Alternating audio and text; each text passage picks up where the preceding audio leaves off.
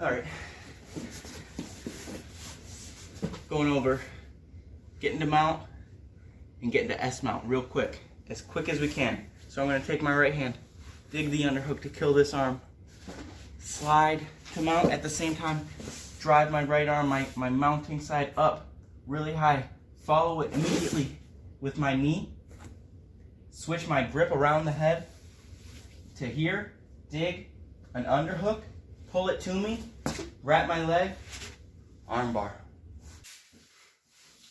We dig to ensure we kill this far arm. This is the arm we're attacking.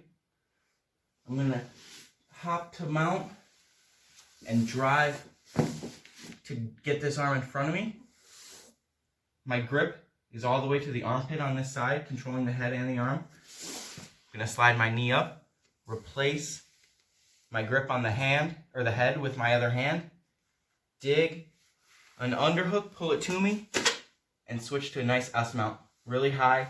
I can connect my knee under her head to my heel, get the armbar.